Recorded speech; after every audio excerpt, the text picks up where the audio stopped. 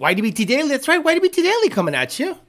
Today we're gonna talk about, I'm pretty blessed that a lot of news happens Monday and Wednesday, so that I could talk about it Tuesday and Thursday. Interesting how it all correlates. There is so much stuff to talk about. I could talk about Throttle House introducing the charger situation. Don't really care because it's not that important. I could talk about the diesel emission stuff. That's going to be a big deal for 2027. Not that big of a deal. But an eagle-eyed viewer spotted something in the Road to the Nurburgring. What's it called? Road to the Ring mini documentary that Ford put out there, where they successfully were able to achieve a sub 7-second Nurburgring Nordschleife ring time in an American vehicle. Now, I'm a stickler for language. I love language. I love, when you're asked a question under oath and you don't want to lie, you don't say no or yes. You say, I don't recall, right? Like the mob did that very well. I don't recall. Hey, were you in the car when Timmy No Teeth got whacked? I don't recall. It's not a yes. It's not a no. It's a I don't recall. So when they said the first American, I go, technically they're right. North America includes Canada, where Multimatic is located. An eagle-eyed viewer spotted a disclaimer on the video that then spurred on a whole bunch of commentary again on Instagram and Facebook. I made a video, funny little video, talking that shit because it kind of put a blue check mark on the shit that I've been saying. Is this a race car or a production car? If it is a production car, shouldn't it have a warranty? Like, as far as I know, the GT350 was not limited in terms of warranty. As far as I know, the Corvette Z06, Z01, C8, E-Ray, whatever, I don't think they're limited by warranty. But they don't have limited warranties based on its use. Imagine making a hammer and you say, hey, you see this hammer? It's the best hammer. It nails the things down better than any other hammer on the planet. But if you use it like a hammer, we're not going to cover it if it breaks. That's exactly what Ford is doing with the GTD. We'll talk about that. We'll also talk about Lund Racing. Went today to Bradenton, the best track in the world, to try to best their quarter-mile time. And they did. They reset slightly the 6R80 overall record, stock ECU record, 3-link record. Like, they have record over record. That car owns so many records, it's not even funny. We'll talk about that and many more things, but not before Mr. Bill O'Reilly says hello to the people. Okay. We'll do it live. Okay. We'll do it live. Fuck it. Do it live. I'll write it and we'll do it live. Fucking thing sucks. It does suck. But you know what doesn't suck? D&H Performance. That's right, DNHperformance.com. D&H Performance, the online parts house sponsor of the show. Check them out. Buy some shit. Get a bit of a discount if you mention the show. Tell them you're an Amory member, and that they will give you a nice little discount when at checkout. And you might be able to get a cup if you spend over $1,000 hairs. P-Mass, Nick James, P-Mass, got in touch with him. Got the giveaway given to the gentleman that won it the other day. P-Mass, Nick James, P-Mass is going to be doing giveaways every Tuesday till the end of the month. There's a couple of more Tuesdays. Giving away cold air intakes or cold air intake associated parts. Parts Farm, partsfarm.com. Parts Farm. Late model, used Mustang, Camaro, Charger, F-150 parts, crank pallets, motors, engines, harnesses, you name it. You need it. Hit up partsfarm.com. Two-Auto Solution. Rami down on Total Susie. He's getting into the motor building world. He built a 5.8-liter Trinity for a customer. Got it running today. Nice to see in Bellac. Nice to see Bellac. They're not really a sponsor. They don't pay, but they've given me such great deals on wheels that I said, you know what? Let me include them into the situation, and we should be good to go. And as always, we want to thank Rich Prince, richprince.com/YDBT. You're going to get yourself hats, shirts, sweaters. I am wearing the YDBT green sweater seen right here. It is badass. Get it.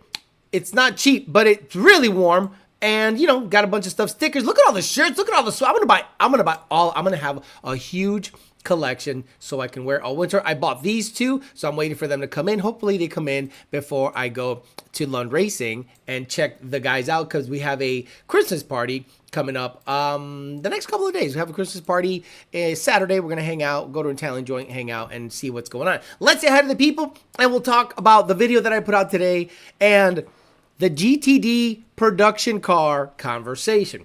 Joe Swish, D-Rock Fox, oh my God. Tiller, GTO, Nick, Bonnie 541 of on RTR, D-Rock Fox, B-Levash, T33, Camzilla, B-Levash again, Ali 10-Speed says good morning, TC, don't know who TC is, but thank you for, he's obviously been here for a while. He is a Holly Haram logo carrier. Good for you, brother.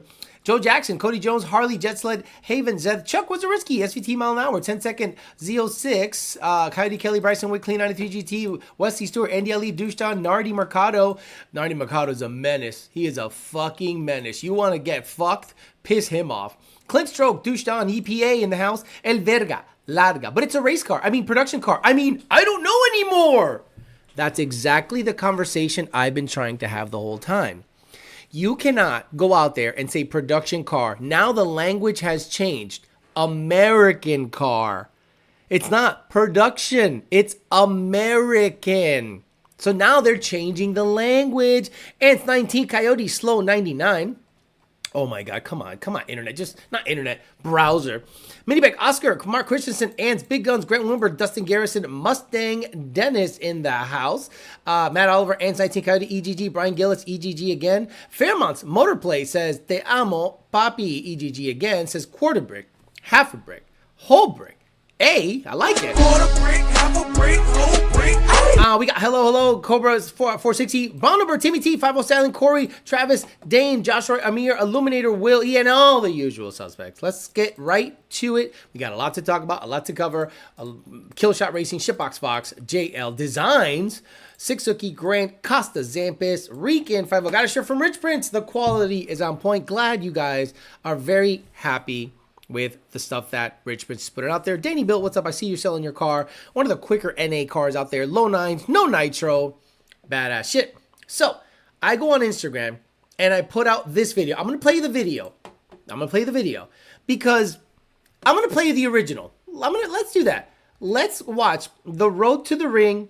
Let's start at 9 minutes and 55 seconds on the video. Road to the Ring, the documentary that Ford put out there. Okay. And what is going on? Is this thing not centered? I want to make sure it's centered. I want to make sure it's not fucked up. Let me see.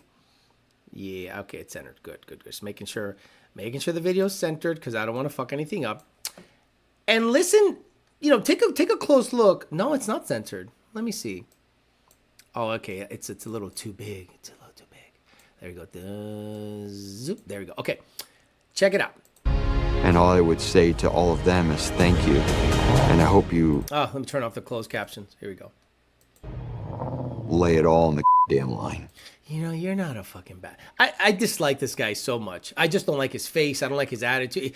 Lay it all on the gut. You're not a badass.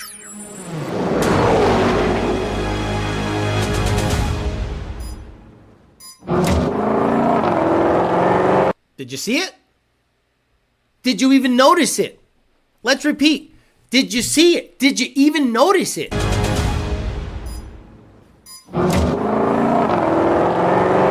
Right there in tiny, tiny print. 10:10. Exactly at 10:10 or 10:08. Let me see. Boom. Right there. Now, my shit is covering it up. But I wish I could click it, but if I click it again, it'll play. Yeah, see? Right here. If I wish I could turn that off, but there's no way of turning that off. It says, there we go. The warranty shall be voided if the Ford vehicle is used or driven in a competitive event with simultaneous vehicle participation, e.g., ergo, racing, including on a racetrack or other closed courses.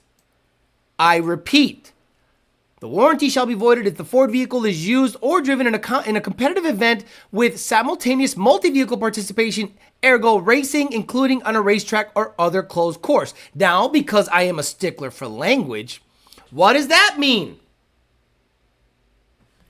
It could mean it could mean a cone event at a Walmart parking lot. No, it's not, Alex. They mean like a streetcar night in America.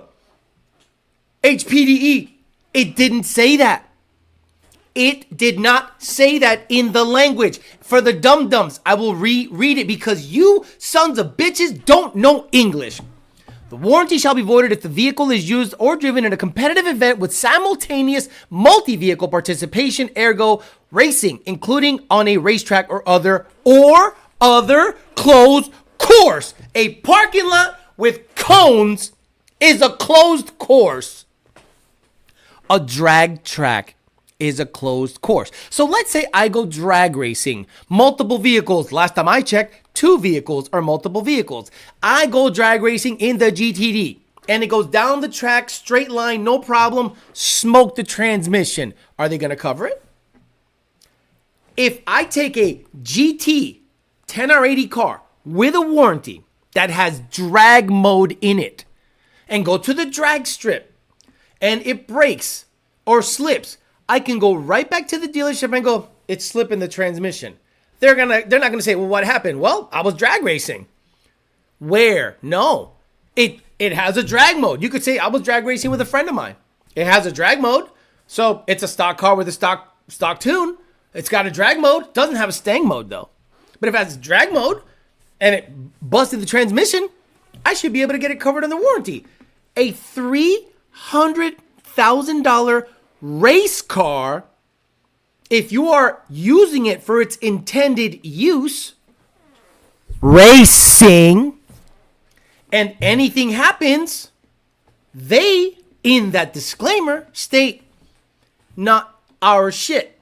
And the fanboys started having issues. So then what did I do? Boy, the creative juices flow when shit like that happens. And I made a nice little video here just to kind of let you know how I feel about the situation.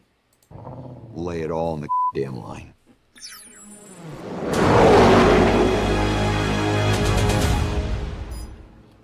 Whoa, whoa. Here I come. Oh, here I come.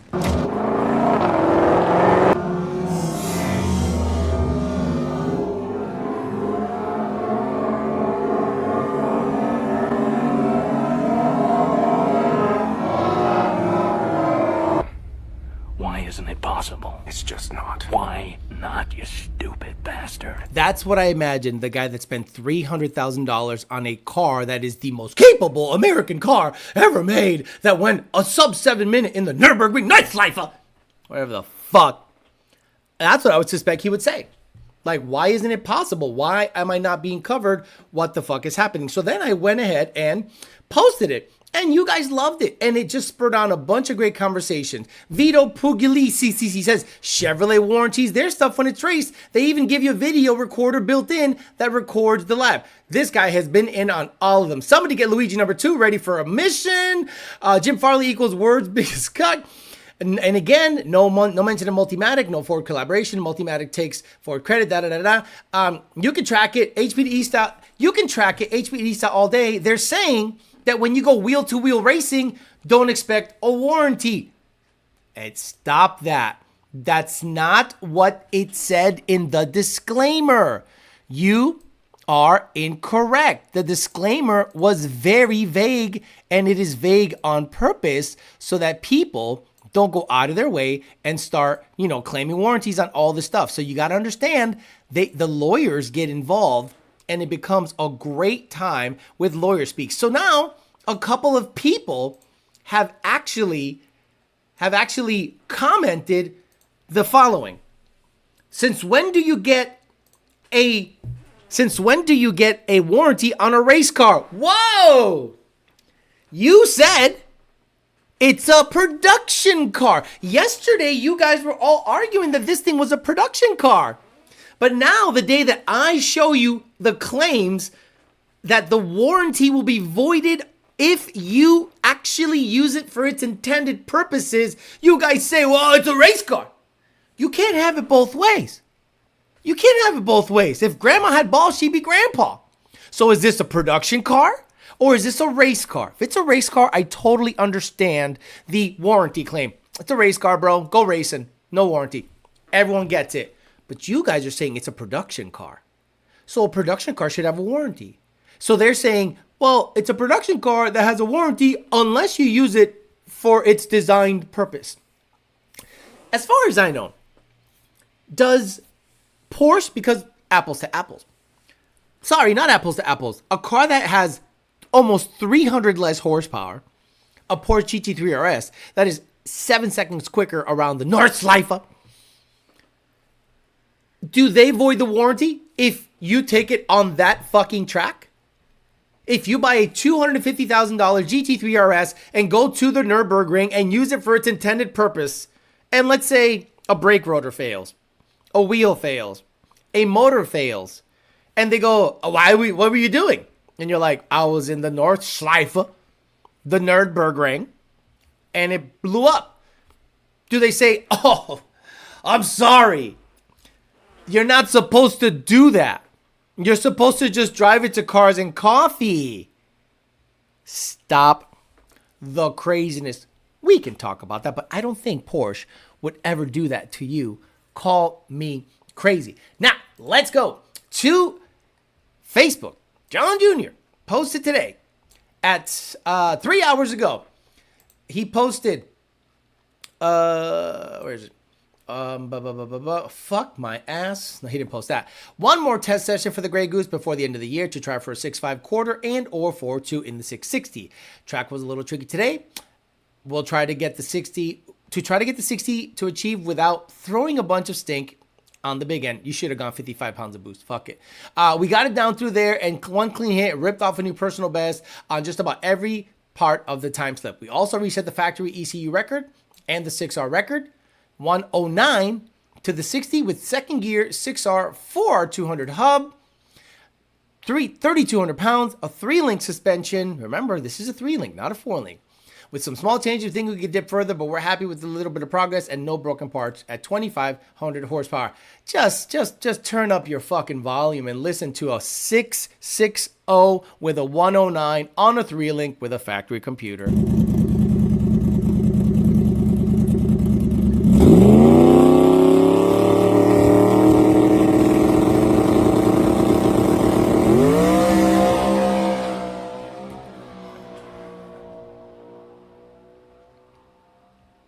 And there you go. Chutes come out, and they actually drove it back.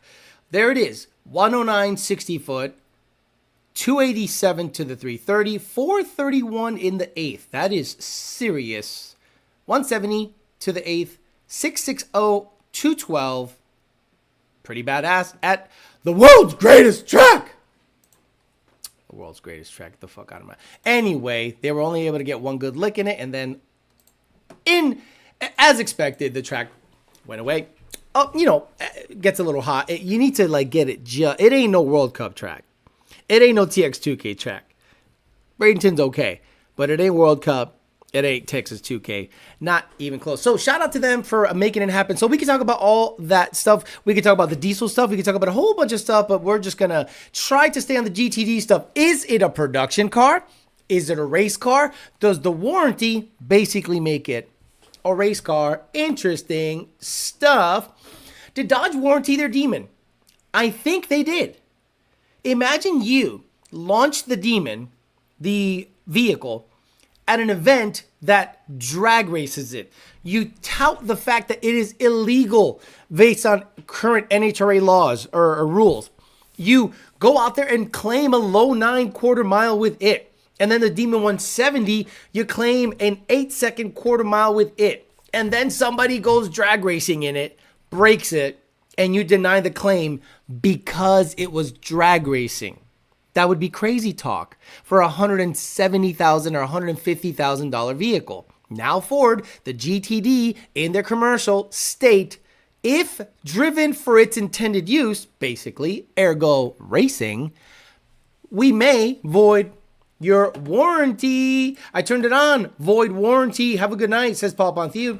The D-Man did have a warranty, says G. Bielevich says it's a Cars and Coffee special. Most owners, like the Ford GT, will never see a proper track day. Gabe Fernandez says, I feel like anyone buying that car won't track it anyway. It'll be a Cars and Coffee mobile. Porsche doesn't warranty track use anymore.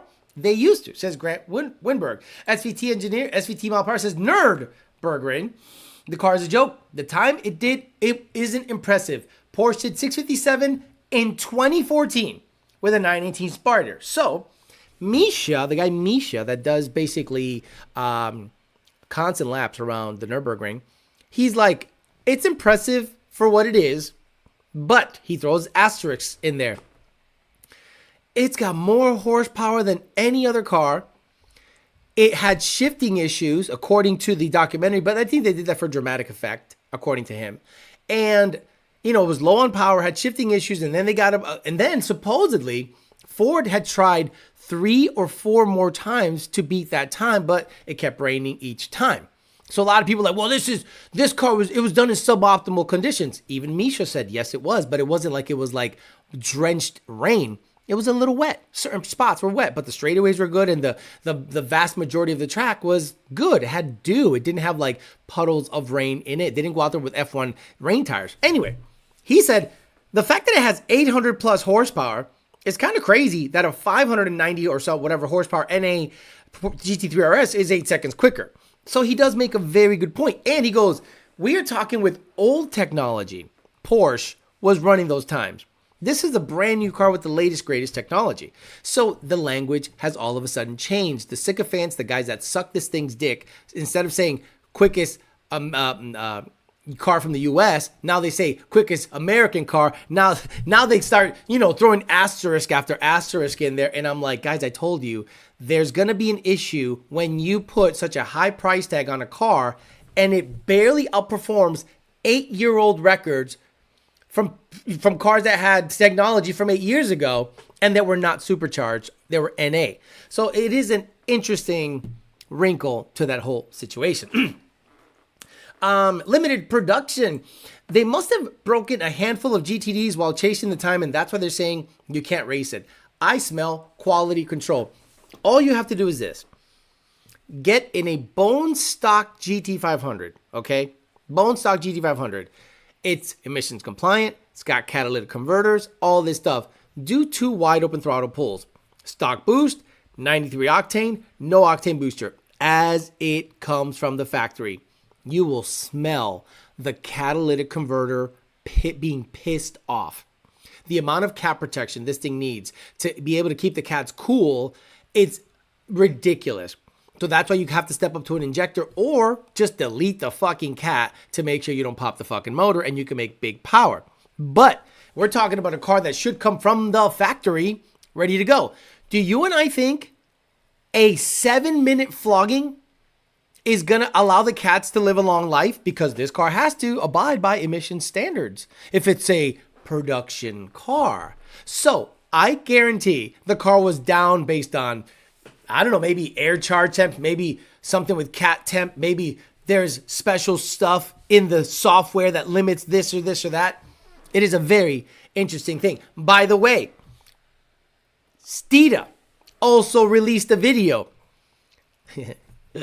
Remember we talked about the solar throttle bodies only adding 2 horsepower on a dark horse and maybe 8 down low for $1,000?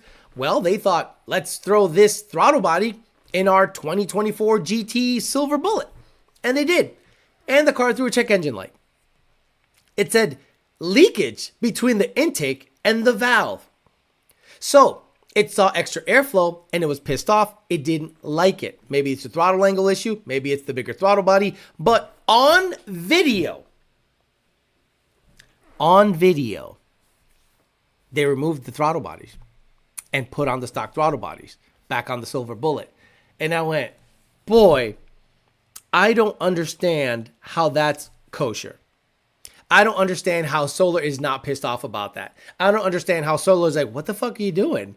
Why didn't you just not post that part of the video? So this is the hard part about being a YouTuber. You have to protect people.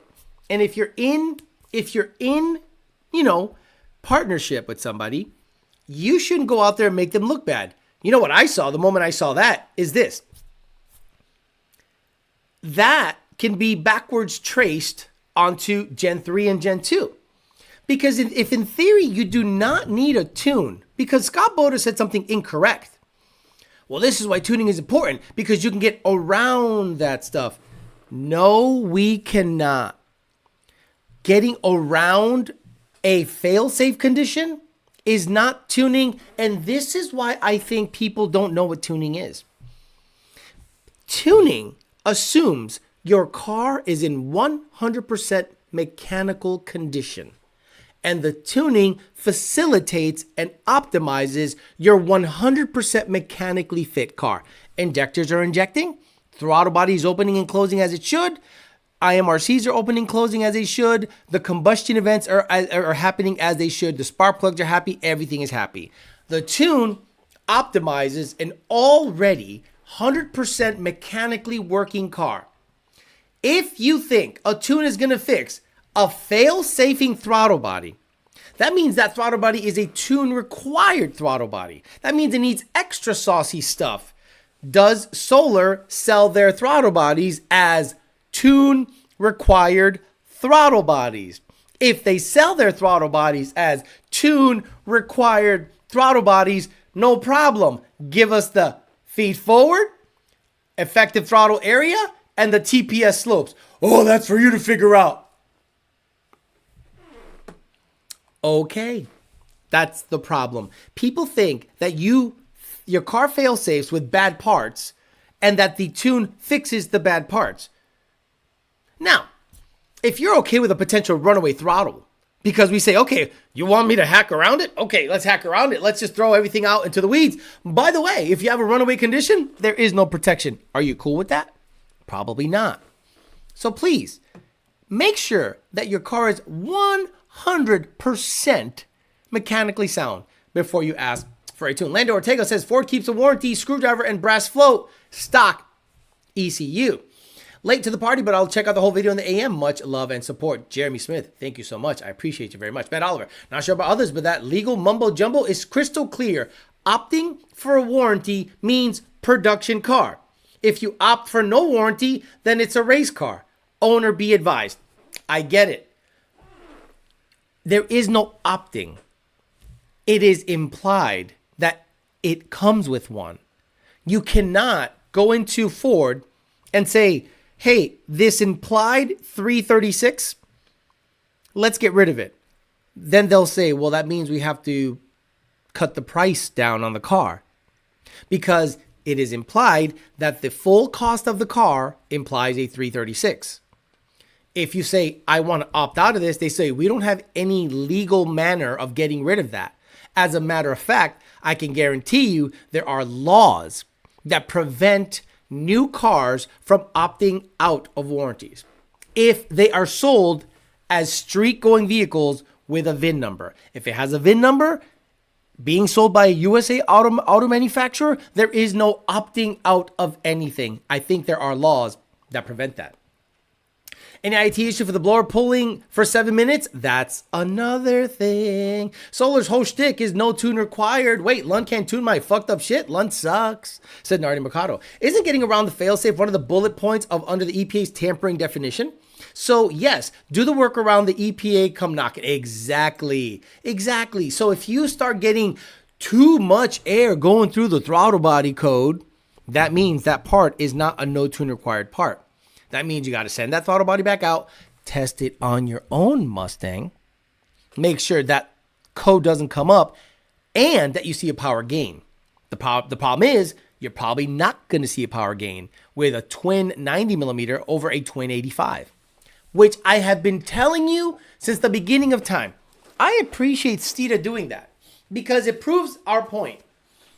For those of you out there that swear to Jesus H. Christ himself that porting a throttle body does something, I love the fact that Steeda went from twin 85mm throttle bodies to twin 90s and it gained basically nothing.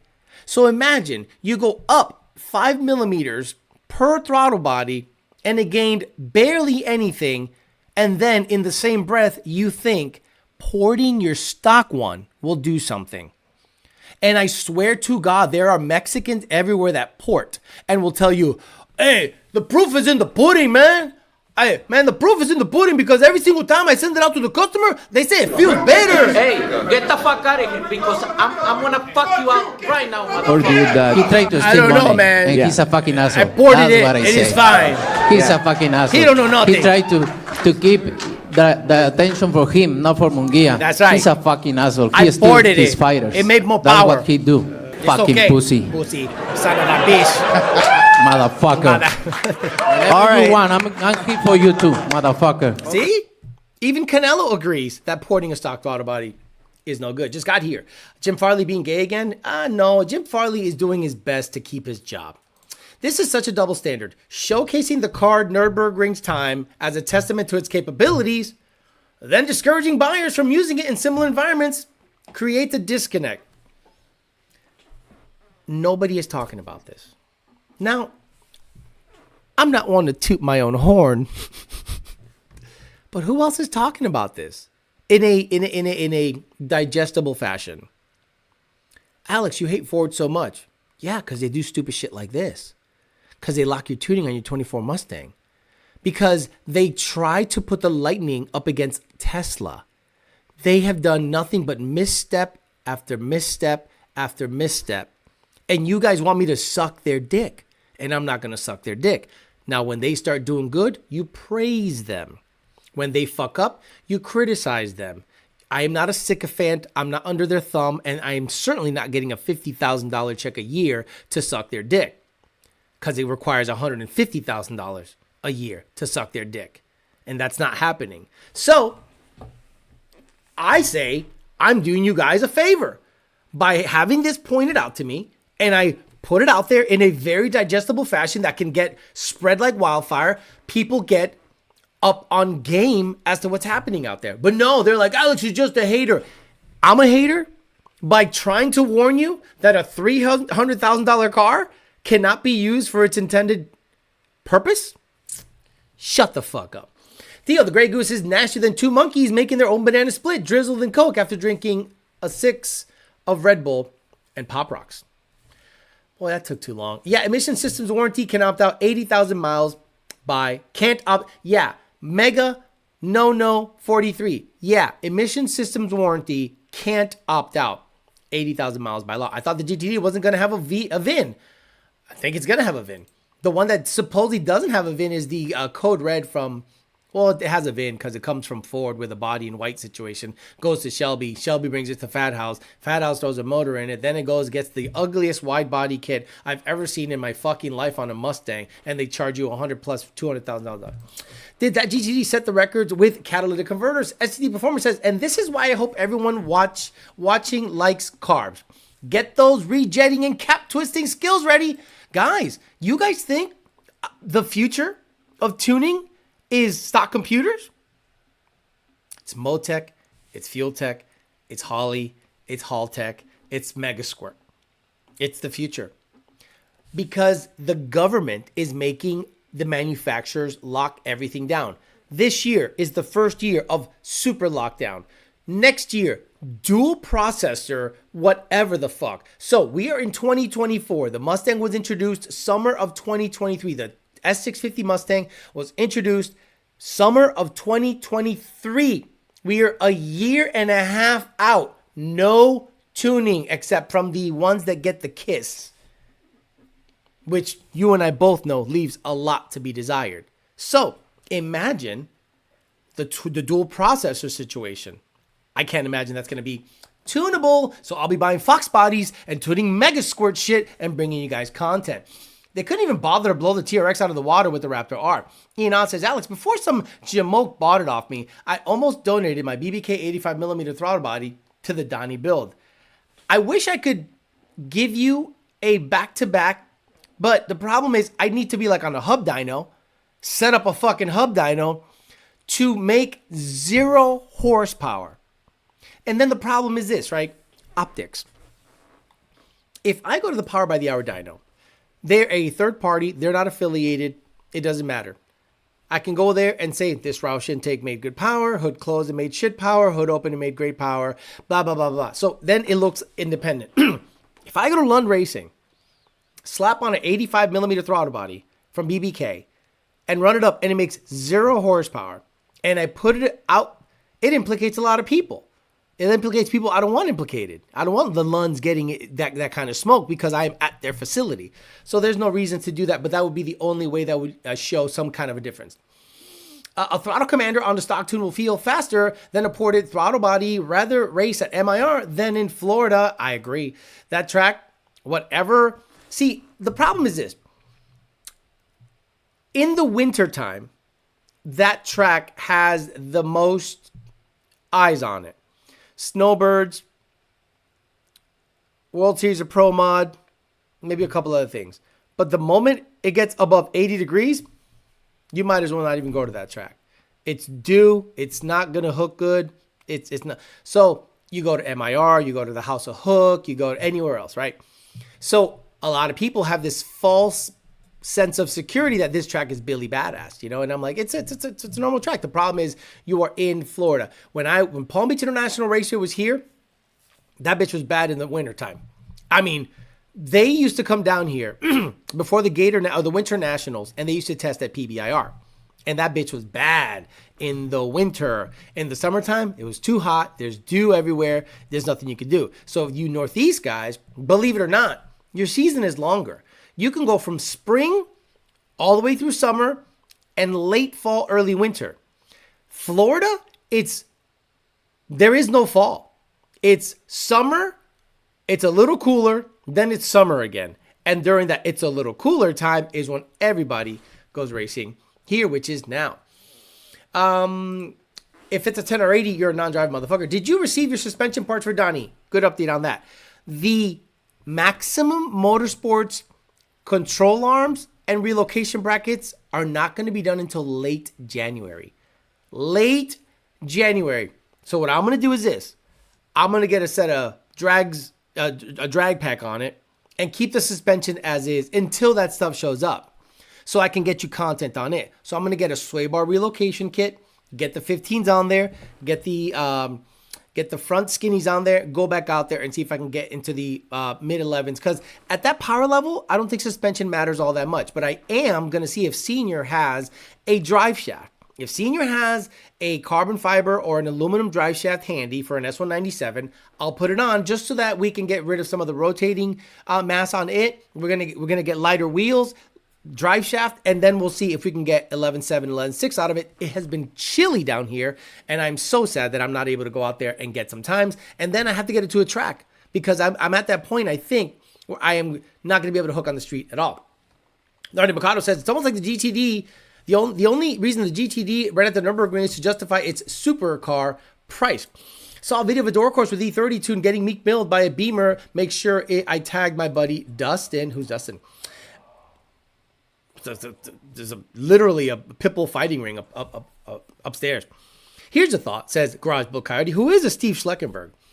The GTD costs less than the 4GT. More power, and looking at computer models, looks like the Mustang GTD is faster around the ring than the GT. But does that mean that it's going to go up in value like the 4GT did? The 4GT you cannot get into unless it's $1 million. Am I right about that? The 4GT now is chasing $1 million. So what are you going to do? Like, are you going to, if you have $300,000 burning a hole in your pocket, you could say, well, let me use this as an investment and hope it becomes $1 million car. If they keep the production low enough and demand is very high, believe it or not, I hate to say this, Bear Jackson is going to tell you what the ceiling is on that thing. Bear Jackson. Grand Nationals are selling for $50,000, guys. $50,000, $60,000. If you have a GNX, forget it. You have a sub 2,000 mile GNX that you left in bubble wrap forever. It's probably worth $60,000 to $70,000 or more. Who knows? That's crazy talk to me. Crazy talk. I remember watching the Barry Jackson car auctions and going, ain't no fucking way. Ain't no fucking way that these guys are paying $1 million for a convertible red 4-speed Hemi Cuda. But they were. Capcom's in the house. Chris Pachaya says, "Hey Theo, you all the shop drama out west. Hey Theo, you all the shop drama out west." I don't know what you're talking about. GM warranties my C8 Z06 and Z07. They encourage us to race them because it's a production car. That's what people are up against. People think, I can't. This hurts. This physically hurts. It sucks. People think that I hate Ford for the sake of hating Ford. And I don't. That's just a waste of time. I hate bullshit. I hate lies. I hate people that misinform the public. And maybe I have an insane passion for clarity and truth. Maybe I absolutely need to be clear on things. Maybe I need the verbiage to match exactly what it is. But when you leave things open-ended like that, you're saying I can't race this car? And then people go, "Oh no, I think they meant..." I'm reading exactly what they wrote. And what they wrote stated, if you are racing in a closed course or a track, that there are multiple vehicles. Multiple means two. It could be a cone deal at Walmart. It could be a drag track. It could be a street race. It could be a half-mile event. It could be any closed course with more than one vehicle. If the car fail-safe blows up during a half-mile event, and you say, "I was at the whatever half-mile event, closed course, up against a Lambo, and it blew the motor," they can say, "Did you see the commercial? Did you see the Road to the Ring documentary? Yeah. See that part? Yeah. It says we may void the warranty if you were in a closed course and racing other cars. Yeah. But I was going in a straight fucking line. Yeah. Warranty voided. Yeah. Good job. No Team Z control arms at Airbnb. No SVT mile an hour. I'll be honest with you. I did not like the anti-roll bar. I know yours works fine. I did not like the anti-roll bar. I did not like the relocation brackets being tied to the anti-roll bar. I did not like the control arms. I like what's in the GT500. GT500 has a TIG Vision anti-roll bar. It has Maximum Motorsports Billy Badass relocation brackets and extreme duty Heim jointed solid control arms. Nothing against Team Z stuff. I just really like what's in the GT500. I've never had an issue. That thing has been 8.1. It's been high 1.1s, low 1.2s. That thing is perfect. The EcoBoost GT or the 5.4 GT. Kendrick has a GNX, I heard. Garage Coyote says, "I bet GT owners might be a little frustrated about the power and the lack of Ford running the GT in the ring. $150,000 for a GNX. Even now, more so thanks to Lamar. You see? Sorry, typo. No, I don't know anything about West Coast shops. And I don't care about anything about West Coast shops. If you guys see my channel... Okay, if you guys really pay attention, like a lot of you really, really pay attention, and I appreciate you very much. You have heard me be frustrated with shops. You've heard me be frustrated with the fact that shops are subpar. And I go, wait a minute, I could do this. The problem is I don't have the time to do this stuff. But I sure as fucking save a lot of money. Now, luckily, Thunder Autosport, they've been great with me. Anytime I need something done in a pinch, or if I need something done that I don't want to do, I fully trust their work. But if I can do it on my own, I'll do it on my own. You know what I'm saying? So the reason I bought the gantry, the reason I bought all this equipment, the reason I'm reaching out to a bunch of specialists everywhere is because I'm doing the work the shops should be doing.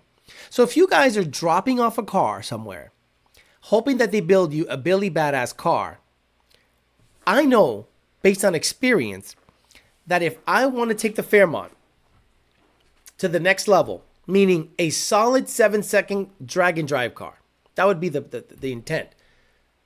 I got to put $150,000 into it. Not 50, not 40, not 100, $150,000 into that car so that it could be a solid, reliable, daily drivable drag and drive car that runs sevens. That doesn't mean parts. It means labor, wiring, motor, fabrication, all the good shit, all the safety shit. That takes a lot of money.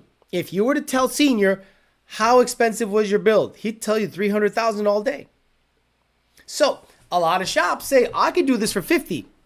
Boy, if you think building a reliable, fast car is only $50,000 through a shop, you got something else coming, brother. Now, this makes me wonder if they had the same policy for the more race versions of the Ford GT, like the MK2, the Mark II, and the Mark IV. Those aren't even street legal, I believe. No, those definitely don't have a warranty. Didn't Dodge have the same warranty with the Demons? No. Couldn't be that the GTD overheats when racing in the track. According to in their documentary, they had a loss of power. So what does that mean? What can throw a car into a limited power mode? High coolant temp, high trans temp, high IAT, throttle body issues. The GTD is irrelevant. I mean, he tried to say irrelevant, but he typed in irreverent. But I don't want to make fun of language anymore. I'm tired. Only 300 or so being made. None of us will ever see one in person driving down the road. Even just during driving the car aggressively, we'll show you.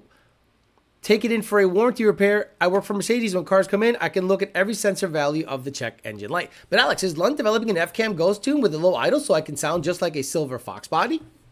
That's pretty funny. Ford claims to be the first American auto manufacturer to lap in the Nurburgring under 7 minutes, but is built by Multimatic, a Canadian company. It is America. It is North America. You understand? They didn't say United States. They said They said America, and they did a very clever thing by saying America. Again, guys, I pay attention to language. So when somebody says, I'll give you an example. During January 6th, there were internet sleuths suspected that FBI agents were in the crowd causing, egging on these people to cause bullshit. Today, you found out that there were over 20 in there. But back then, Christopher Wray, who resigned, said in a hearing under oath, this is the problem with language. Were any of your assets, Christopher Wray, at attendance during January 6th? And then he stupidly, the senator or whatever, congressman said, egging on people to cause damage. And Chris Wray, being a lawyer, said, what a dumbass. He gave me an opening. Absolutely not. None of our agents were there to cause any incitement of insurrection. Boom. Opened the door by making the language such that he could not perjure himself by lying. Now, it's the dum-dums would say, see, he's lying. He did not lie. He used words to his advantage. And maybe some of you guys are fucking stupid, I get it, that you don't understand that words matter. So, Ford puts a disclaimer. If you use this vehicle in any type of racing, that there is a closed course, it's competitive, we may void the warranty. It is so vague that it covers everything and anything that you and I do every fucking weekend. Go to the track, go to a road course deal, go to an open track event. Bro, stop it. Words matter. Pay attention to words. When someone says something, go through it with a fine-tooth comb and see what they're trying to say. That's how lawyers talk. Who gave me $50? I got an ESS and I needed trans options. T56 is first Gen 3 Coyote. Get a T56. I got an ESS and I need trans options. T56 is first Gen 3 Coyote. T56 with a 266 first gear, but you got to put in a 409 at the diff. Alex, does Ford risk alienating potential supercar buyers from other brands with these warranty shenanigans? No. This car is a guaranteed winner monetarily. This car is going to accrue in value the moment you have it under your possession. So this is what you do. You buy it because you got it. You got it. You got the money.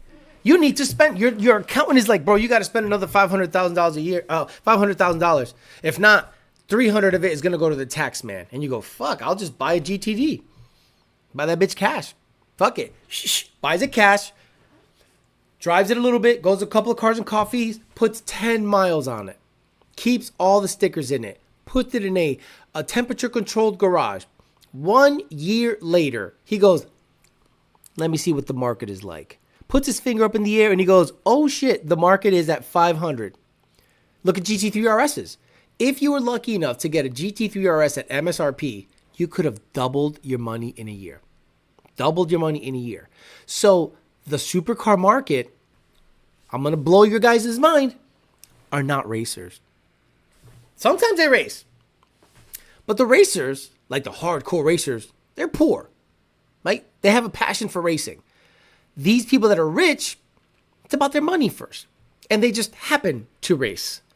You know, it's fun, but it's not a passion. It's not psychotic, crazy, let's go racing every weekend. It's like, let's get the gloves, let's get the outfit, let's get the best jacket, let's get the best shoes, and I'll go out there 3 times a year. They're not obsessive. They're not in the garages nonstop. They're not like psychotic Fox body owners that do grudge racing or no prep stuff.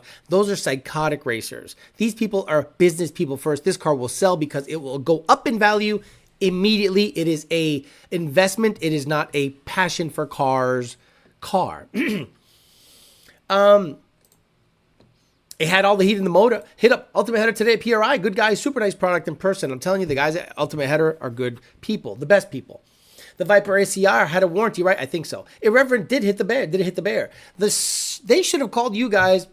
Should have gotten a lunch too. Words matter. Zimbabwe champion says, gonna be funny when 0-1 blows that time out of the water. Can't even hold the record for a year.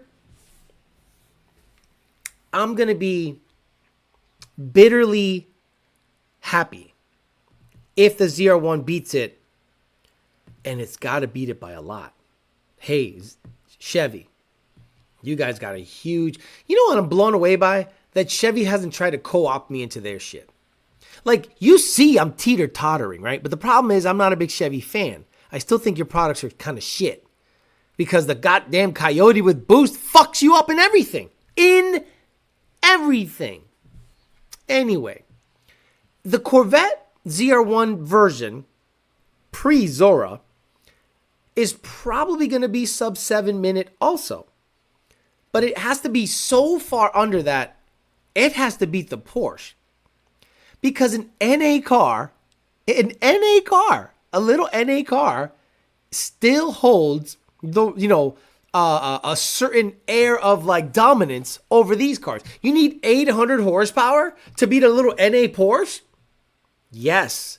Now, GM is going to go, we have 1,000. So you better beat the Porsche by a lot. I just don't think they will. I don't think the Corvette ZR1 in that form, unless ridiculously modified, is configured to be fast at that track. It'll be a straight line monster. But at that track, that is highly technical, I don't think it's going to beat the GT3 RS time, but I think it'll beat the GTD time. Get the likes up, says Kenny Gwyn. Thank you for the $50. What's going on with people not paying the kid anymore? It's crazy stuff, but it's all good. I'm here to give you guys some content. I would have preferred the new platform to compete with the C8 at an affordable price point. They could have made a mid-engine platform, call it the Thunderbird, like they did back in the 50s. Nardo Mercado said it'll be hard to get the warranty voided at Cars and Coffee. Chris Buchaya says, disregarding the price, what are your thoughts on the GTD? That's a great, excellent. Forget the price. Badass car. You can't say that car sucks. Now, it needed turbos. It needed turbos. One thing that is so clear, don't get me wrong, on a car that I drive every day, I want a blower. You know what I mean? Like a car that I drive every freaking day, I want a blower. 850. The reason is when you're at 850, under 3,600 pounds or under 3,700 pounds, that power is manageable. You can kind of hook. 900, 1,000, blower, can't really hook. It's instant snot. There it is. Tire blazing, cord shredding power. Twin turbos. You can ramp in the power. You could chill on gate. 600. Oh, someone shows up. Let me put a bit of a delay here. Let me do a map 2, which has a longer delay. And you can go, boo, so you can have 800 up to about 120 mile an hour. And then all the shit. No one's catching you. The GTD, unfortunately, having a blower on top means you are at peak boost all the time. It's a TVS. It's a GT500 blower, which all of us in the tuning world know has terrible IAT issues. So this car has to have max cooling, max heat exchanging, ridiculously cool, just a rolling heat exchanger. But if it was twin turbo, no problem, chilling. But a missed opportunity, in my opinion, by going blower on it. On a race car, give me turbos. On a street car that I drive a lot, give me that blower. When the Gen Coyotes were having cylinder 8 issues, we still warranted long blocks even if they were supercharged because the blower didn't cause the failure. Yet with 1,064 horsepower, it better be a lot faster. I'm surprised Ford isn't rah-rahing and trying to claim Lund stock ECU 6R80 record in the production S197. That's funny. It had to do like a 630 to 640. YOLO Diamond strikes again.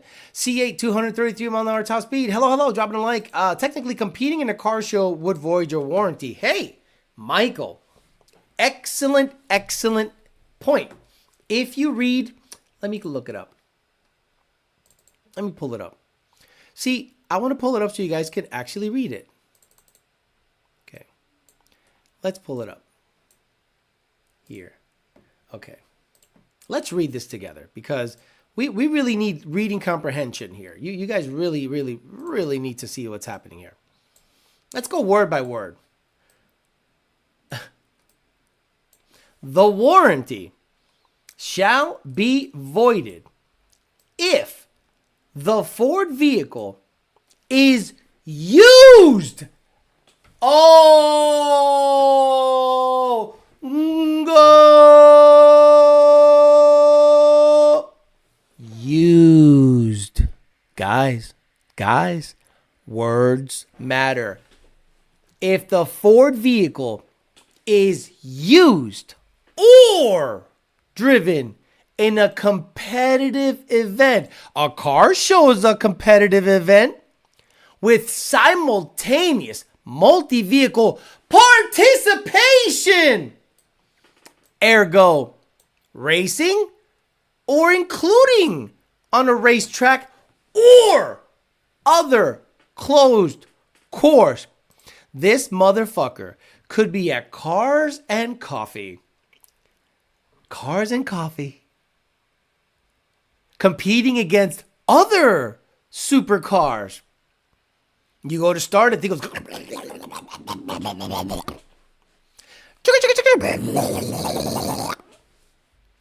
Ah, shit, Toyota Ford.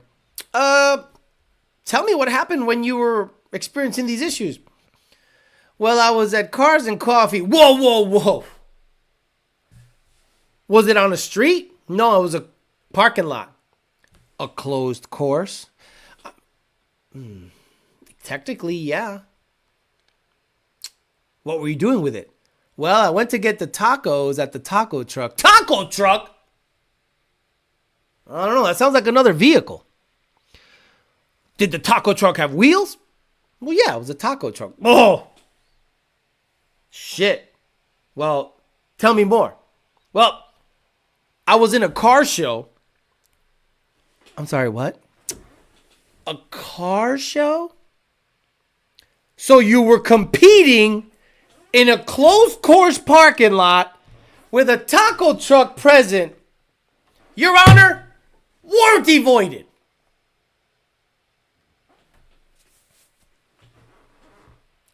You motherfuckers think I'm being funny. I mean, I am. But that's how it works. Okay, I'm a psycho, obviously. Watch any trial.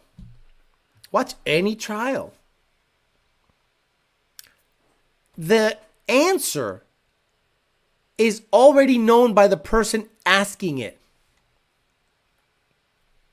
Your username is 4 doors more.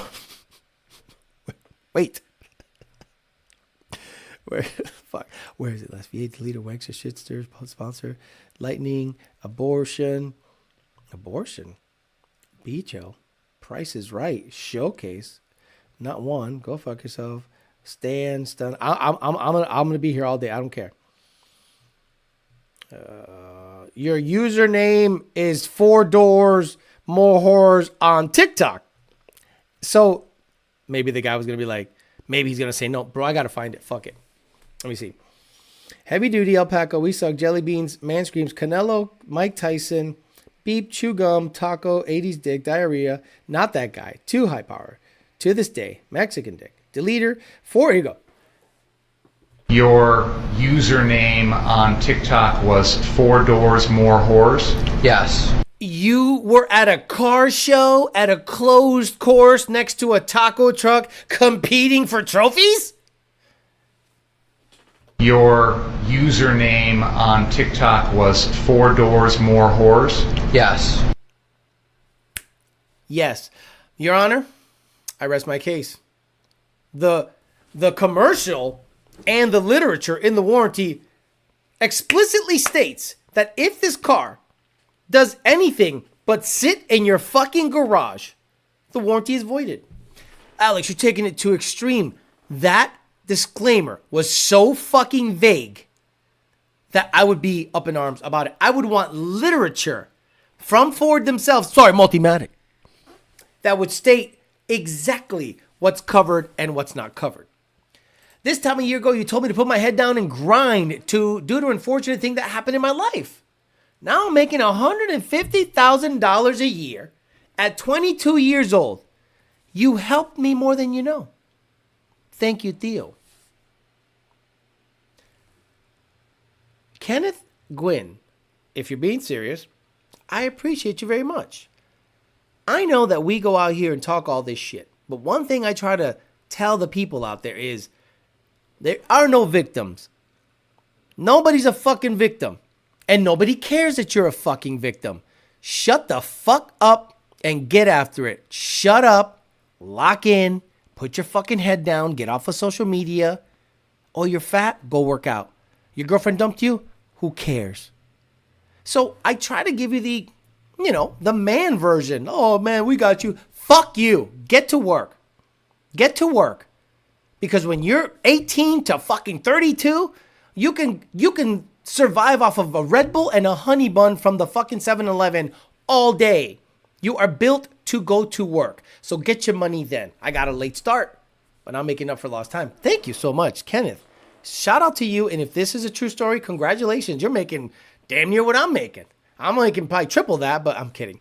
But you're making really good money for 22 and you're busting your ass and you got your head down.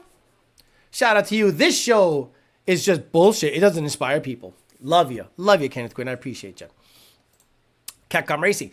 Absolutely spot on with the court simulation that will absolutely happen based on the wording of the word usage. Funny? Of course. However, your point is very valid. Ford is emphasizing they are judge, jury, and executioner when it comes to the warranty. That, yes, was already loaded. Your username on TikTok was 4 doors more whores? Yes. Yes. I don't think he finished the sentence. Your username on TikTok was 4 doors more whores? Yes. Like instant. It was in the chamber, ready to go. I love how nonchalantly he says yes. The car has GPS and headphones home. Wouldn't you have to ask if you were on the track? Awesome Dude says JD Swag to Kenneth Gwyn. Car shows are not competitive event, not defending Ford, but they lived up to their warranty commitment. When I had issues with my 350 oil filter, it spit out the filter at 40,000 miles. Hell yeah, brother. Hard work pays off. 10 seconds 06 to Kenneth Gwyn. What about the Pepsi? Where's my jet deal? HTF, you grad. You are speaking my name. Let's talk about contract law.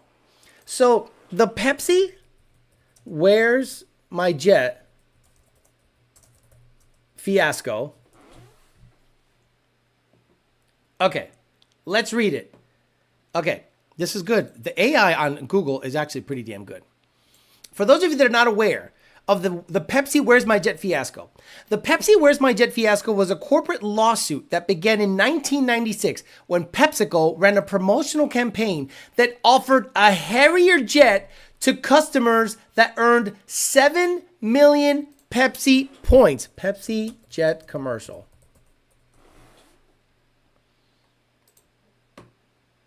Commercial comes. No. I want to see the actual commercial. Pepsi jet commercial original.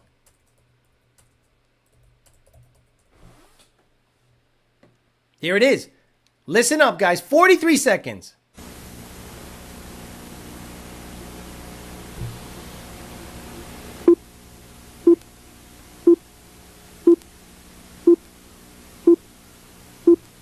I could have done without that, but whatever.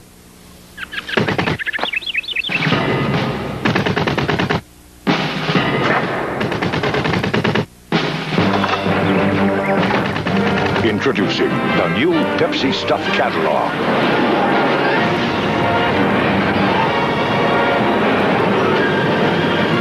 Now, the more Pepsi you drink, the more great stuff you're going to get. Sure beats the bus. Boom! This is where Pepsi absolutely fucked up. Nowhere does it show a disclaimer saying not actually true. We're just fucking with you.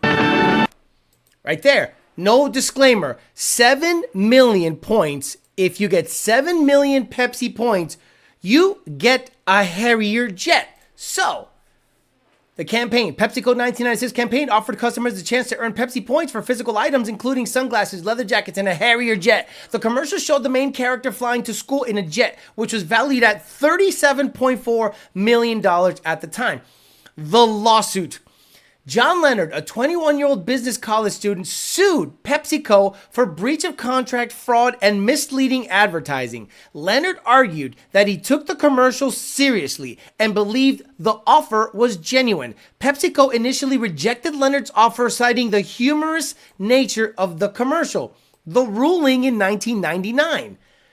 Judge Kimball Wood ruled in favor of Pepsi Company, arguing that no reasonable person would have believed the offer was serious. The court found that the commercial was not sufficiently definite and did not mention the steps required to accept the offer. The aftermath. PepsiCo released a commercial increasing the number of Pepsi points required for the jet for 700 million. The case is still taught in schools around the world. So you need to understand your literature and your words have to be so crystal clear that they cannot be misconstrued. I know big words from a Puerto Rican. I get it. I understand. That disclaimer that Ford put out there gives them big word time, carte blanche, to do whatever the fuck they want with the warranty. Dude, you can smell how old that commercial is. Cobra 460. I'm not sure you can take this GTD thing to a gas station without attracting unwanted attention. Right, racers.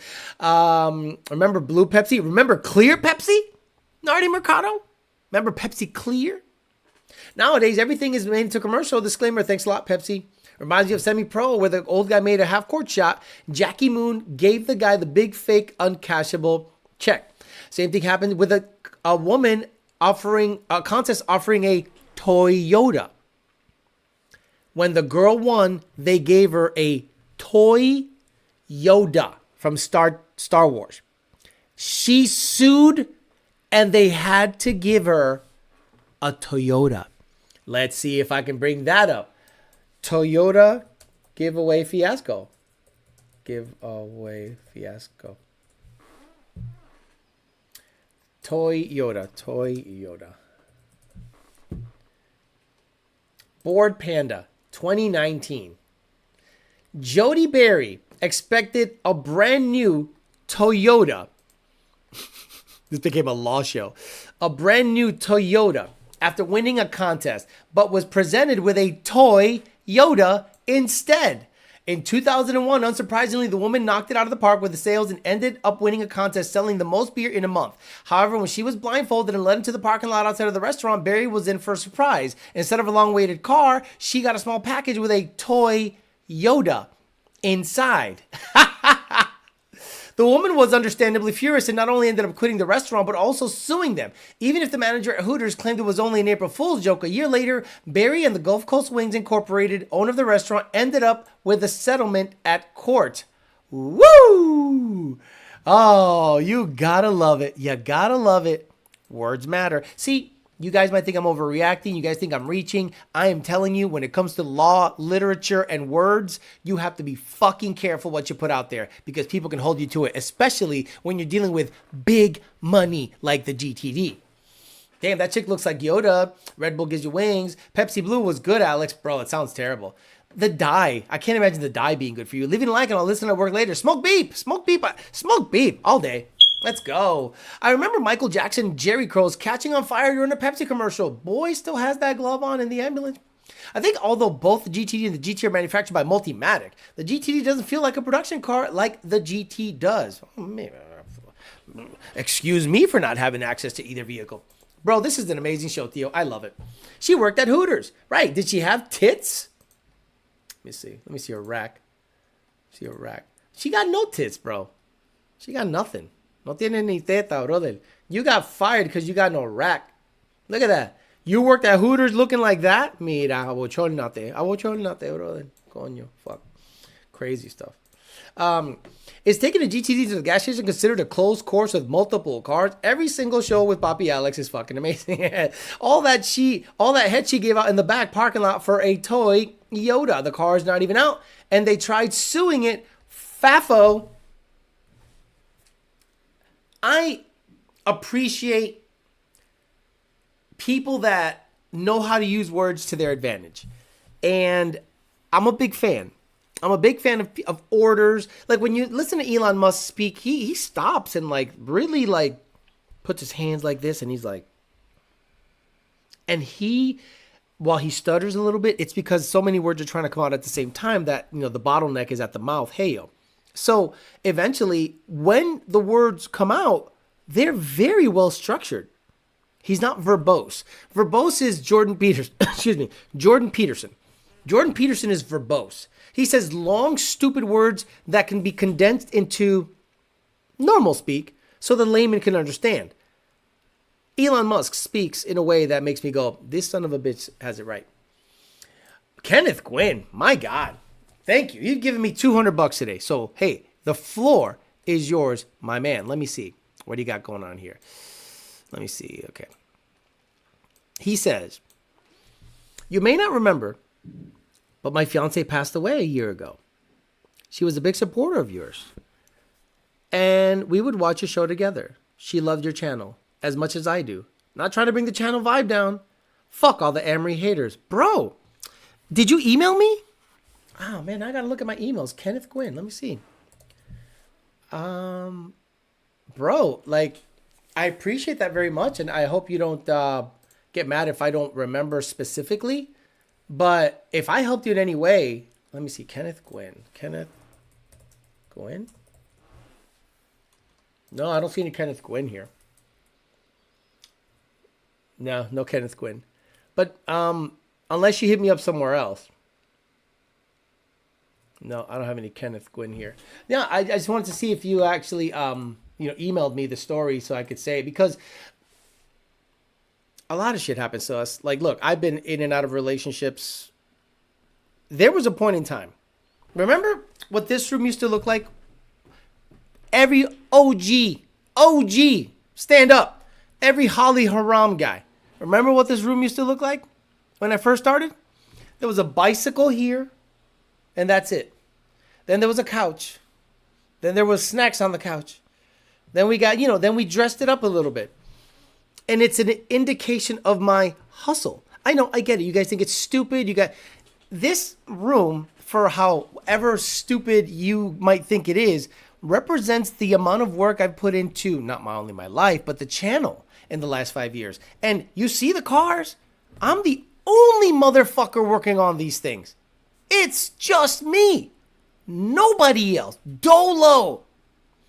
And if I can get shit done at 46 years old, have a full-time job, have Patreon, have a side hustle, have the show, bang some putties, and fuck around and work on cars and do whatever, and go to the gym and you're 22 and you come on.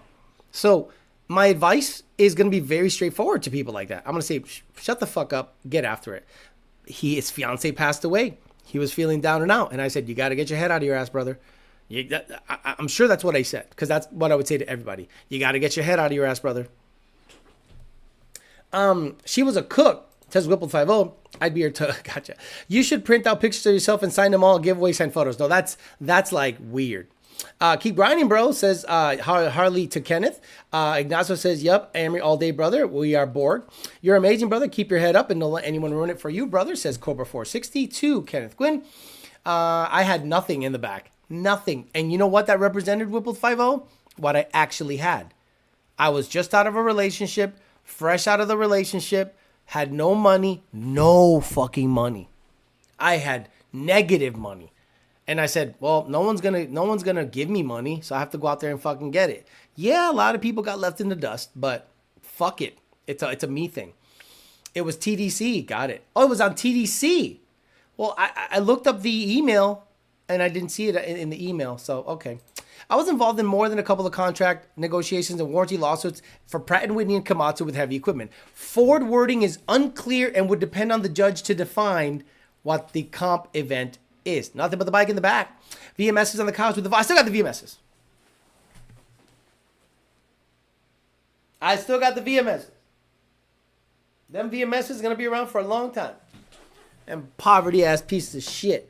Sorry about your loss, says Amir Zahir. Michael Weatherby says, Theo, stock bottom end Gen 2 between... Okay, stock bottom end Gen 1 between a Gen 3R and a Roush 2.3. Talk. 2.3. You don't need a Gen 3R on a fucking stock Gen 1. Gen 1 Coyote bottom end, you get a Roush 2.3. Plain and simple. The table was in front of the window, exactly right here. BMS is on the couch. I remember when you got your golden microphone and all the upgrades. Bro, JD, when the table was in front of the window. Right, this window. Right there. Right there. I got all this shit here. Look at all this stupid stuff everywhere. I love it. I love it. Every time I come in here, I'm like, it's right. And I got the work setup on point. Like the work setup. Look, this is guys, this is my work setup right here. This is the second screen. This is my soundboard. Bro, this is my work setup. Like this is a stand-up desk, son. Let me see. See, look at that bitch go up. We going up. That's right. Fuck it. Yeah. Yeah. Bro, like, you know, the shit's good. Shit's good. That motherfucker's in Mission, Texas talking shit. You're in Mission, bro. Ford or Multimatic would be real cocksuckers to avoid the warranty for attending a car show. However, for example, if their car would have issues with carbon buildup due to idling at car shows, warranty avoided. Joe Mangual says, hey, Theo, how much of a difference in performance would there be between a crew and an RCSB? It's all about the weight. You can cut a tenth for every 100 pounds. That's typically the math that we go by. So every time you cut 100 pounds out of a car, you can kind of guarantee a tenth in performance out the back. So let's just say you have a 5,500 pound truck and it runs 11.0. If you take 500 pounds out, theoretically, fuzzy math, it might be well into the tens, maybe a 1050. My crew is close to 5,500 pounds. There you go. Only if there are pics of your calves autographed. The wall was decorated with scratch marks because of the couch.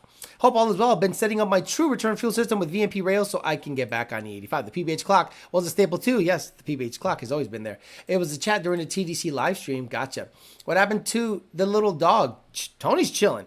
Tony right now is boarded. I boarded him because I'm leaving to Tampa either tomorrow or Saturday. And Tony loves being boarded. They let him play with dogs. I'm like, all right, let me put him up in a doggy hotel. And they're not cheap in Palm Beach, okay? They're fucking bougie.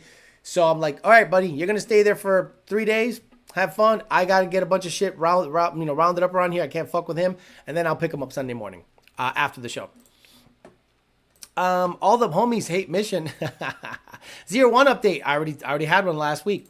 Couch touching the wall. No, the setup is badass. Not gonna lie, that's a badass setup. Going up. Too bad it's not a Tuesday. Stand-up desk is a big flex. All that shit is no better than 1-1, right? How can I have all this shit in this place and no bed? It's crazy. Y'all see Porsche commercials? Seems like they're poking fun at woke car brands. Probably. Also, mainly dig roll racing on the street. Michael Weatherby. A tenth for every 100 pounds is the norm. Where can we get that badass hat? Mr. 6R80. This hat, you get it at richprince.com/YDBT. Again, I literally get a cut. So I don't want to hawk it like I'm just like constantly pushing the stuff, but right here, guys. This guy is what I got. I'm wearing right now. This is the Flex Fit. I have the large version. It's $26. You can get the white version. I can never get a white hat. I will absolutely get it stained and nasty, but the black hat is the Flex. How many reviews? 2 reviews. Okay. Me. Great. Eduardo Rodriguez. Shout out to you, brother. And then we got the more of a trucker style hat that is, adjustable. This I might get, but the problem is the back is white. And again, I am gross and I have grease on my hands at all times. So it's difficult to wear anything white. But you know what? I might just buy it because I like to have all the stuff. I literally wear this shit at the gym all the time. People must look at me at the gym and go, what the fuck does YDBT mean? You know, I'm like, you didn't build that. It's an Obama thing. You didn't build that. Leave me alone. Monoxide, Elvet Galarga says, has a chick talking about the 10R80 is great. You just got to baby the hell out of it. So it's not great.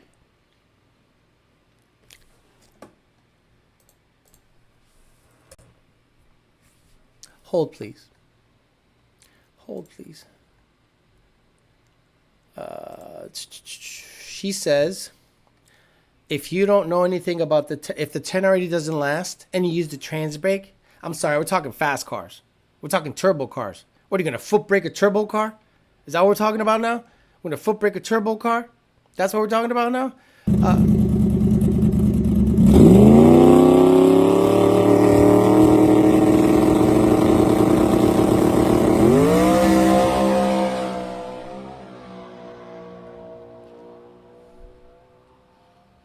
Understand what that transmission just did. Clamping power. 1.096. 431, 660, 212, 33 or 3,200 pounds. Clamping force. The 10R80 does not have enough clamping force. It doesn't matter if you leave on a trans brake or not. It doesn't have enough clamping force to propel a car in the 6s because the clutches are physically small. The 10R80 is great for a 890 and slower car. Awesome. Awesome. 890 and slower. Wonderful. Roll car, ESS. That's the sauce right there. Roll car, ESS, 100 millimeter pulley. 4s, maybe high 3s. Drag race car with grip. 6R80 when it comes to stock transmissions. The 10R80 goes boop, boop, boop, boop, boop. Hits the fucking limiter. Why? No clamping force. Has nothing to do with the trans brake. She just doesn't make enough power to see the issues. 1100 ain't shit. 1100 ain't shit.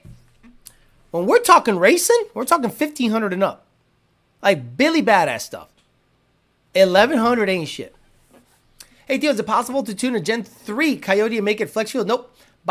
I feel that we can't wear it white at all. I could be standing still in a clean room and still get dirty. I wear YDBT and Amry. People ask me about it. I like it. I had the 10 L82 SS Camaro. Never had an issue. Loved how it drove. I drive my buddy's 10R80 Mustang, and it is dog shit. No! It's because of a trans brake. Car don't even look like it was moving. It just got smaller.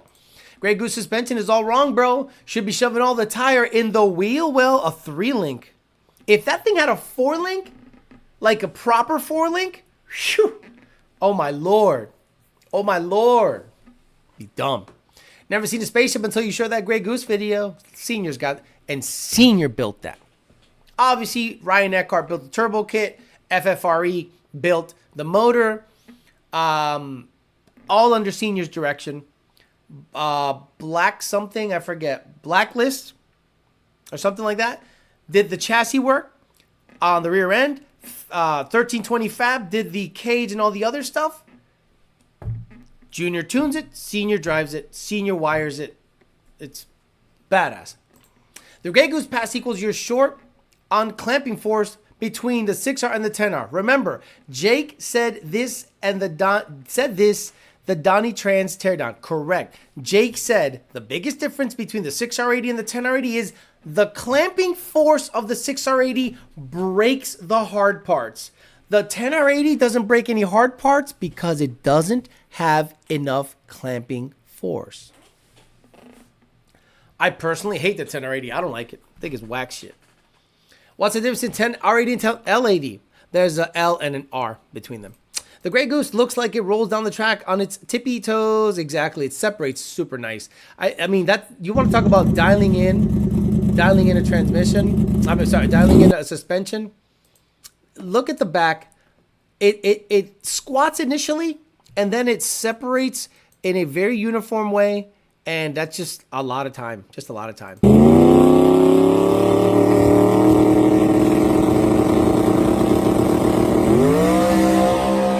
Oop, right there. I want to stop right there, and let's see.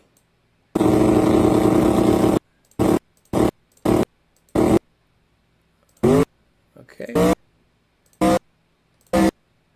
Tires still on the ground. It's not lifting. Separating nicely. Boom, still separating. Still separating. Tire never came up. That tire never came up. Very nice. Beautiful. Good job. Good job. Senior, junior, good job. Fucking just excellent. Love it. You guys did a phenomenal job. Congratulations. Awesome, awesome, awesome stuff. Good to see. Good to see. I just liked, they've been racing together since they were kids. Since he was a kid. And Senior was racing the Cobra. He was racing the Calypso Green Notch. There's pictures all over the office of a Calypso Green Notch. That's the first car Junior took down the track. Junior, I'm sure, is going to want to get into the Blue Goose and go racing. I think he should not. He is too important. He's got family. Unless he's got a badass insurance, none of these motherfuckers should be doing shit. Senior's done. Senior raised kids. He's done. He could do whatever the fuck he wants. But Junior, nah. Wait till your kid's a little older. Then go racing. You never told us, are you a good cook? Bro, you want to fuck or what? What a weird question. Love you, Eddie. If Lund upgrades a 3-link to a 4-link, you should buy their 3-link for Donnie. Oh, yeah, okay. That's what I'm going to do. So then Donnie becomes a race car. We'll see. What suspension upgrades do you recommend for the S650? Chris Lull. You take the S650 and you trade it in for a Gen 3. The S650 is the exact same thing as the S650. Whatever I recommended for the S550, get for the S650. Got to run later, y'all. Bonnenberg, thank you. But Alex, it didn't shift 6 times, so it's not a 6-speed. Some retard on Facebook. The 10L hits all the shifts until it breaks. The 10R in my 2022 Expedition is horrible. Jake's 10R80 Expedition is shit.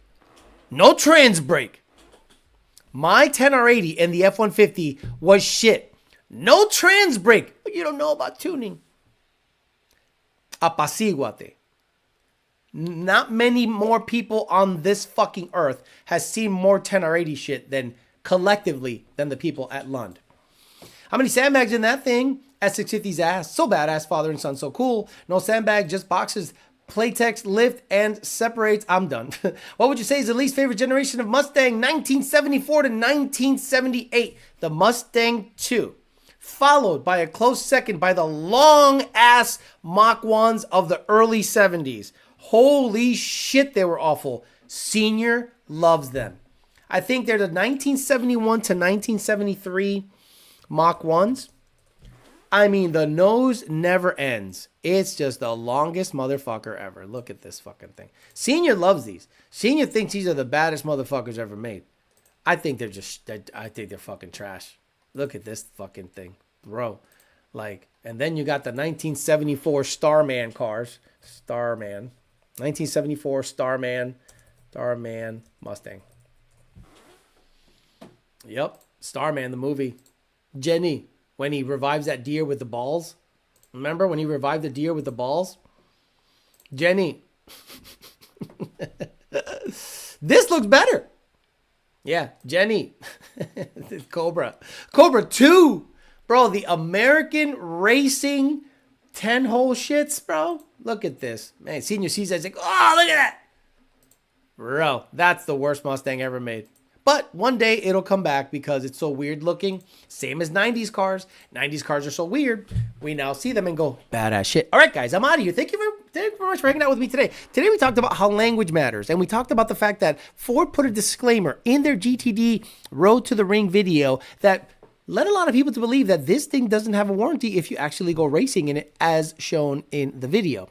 It was up for discussion. Good to talk about for a little bit. And also, Lund Racing buries the 6R80 record just a little deeper so that the feds can't get to it. It is so fucking buried right now that if you want to chase that record and come close to it, respect. Because any 6R80 in the sixes should be celebrated. So if you are a competing tuner and you want to go after the record and you go sixes, you're going to get my respect. You're going to get my respect. Because if you're in the sixes, you can bury that too and spend a bunch of money. And we know how much it costs to get there. But if you try to go after the record, you better stroke a check for $300,000 because that's what it's going to cost. All right, guys, I'm out of here. I'll see you guys on Sunday morning for Peasant Chat. Hang out with the people, with the poor people on Sunday mornings. Talk some shit the weekend before Christmas. Is it? Let me see. What's the calendar? What's the calendar saying? Yes, the weekend before Christmas, because Christmas falls on a Wednesday, and we're going to be off all Christmas, thank God. That's when I'm going to get so much shit done on the Corvette. Believe it or not, that week that I'm off, that's when I'm going to get a lot of shit done on the Corvette, because that's the only time I got to work on them shits.